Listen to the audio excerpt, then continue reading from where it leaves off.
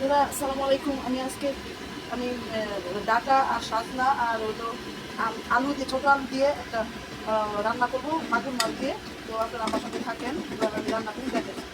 এটা প্রথমে তেলের মধ্যে পেঁয়াজ দিচ্ছি, এখন হলো হলুদ দিচ্ছি, এখন আমি অন্য মশলাগুলো দিব। মরিচের গুঁড়া দিলাম আর ধনিয়ার গুঁড়া, পানি দিব।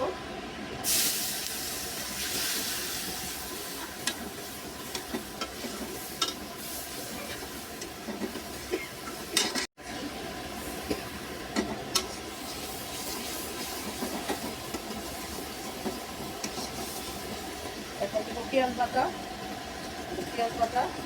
সামান্য একটু জিরা বাটা, সামান্য একটু আদা বাটা, সামান্য একটু রসুন বাটা।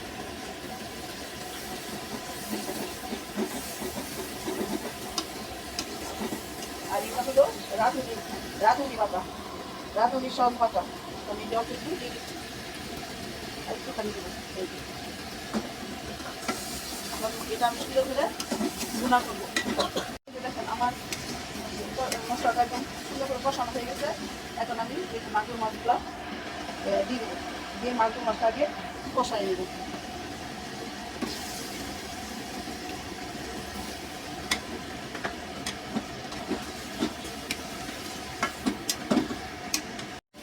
এই যে সজনা আর ডাটা দিয়ে দিচ্ছি, এখন এদের সাথে একসাথে ভুনা করবো। এই মাছটা আগে সুন্দর করে কষাই নিচ্ছি, এখন এই যে সজনা আর এই যে ডাটা আর এগুলো আলু দিব।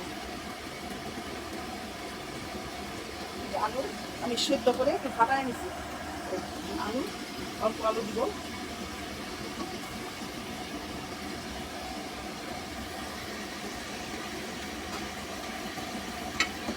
দেখেন এখন আমি একটু সামান্য কষায় তারপরে আমি পানি দিয়ে দিব। পানি দিয়ে পানির উপরে কয়েকটা কাঁচামরিচ ছিটাই দিব। আর সাজনা তরকারির মধ্যে ঝাল সবসময় একটু কম দিবেন, কারণ সাজনা তরকারি ঝাল হলে সাজনাগুলো টেনে টেনে খাওয়া যায় না, যার ফলে সাজনা তরকারি সবসময় ঝাল কম দিলে ভালো হয়। বন্ধুরা আমার এই যেটা কষানো হয়ে গেছে মাগুর মাছ, এখন আমি ঝোল দিয়ে দিচ্ছি। ঝোল দিয়ে দিলাম, ঝোল তুলে রাখবো, আমার ঝোল খাবে, ঝোল তুলে রাখবো। কাঁচামরিচ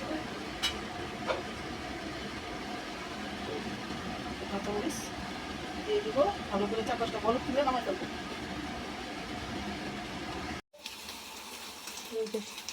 দেখেন বন্ধু আমার এই যে মাগুর মাছের ঝোল অলরেডি হয়ে গেছে, এখন নামাই নিব।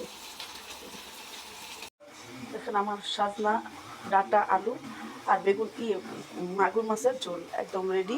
এখন সবাইকে খাইতে দেবো। দেখেন কি লোভনীয় তরকারিটা হয়েছে, আর খেতে অনেক টেস্ট। তাছাড়া আমার রান্না নাকি খাবার খুবই ভালো লাগে।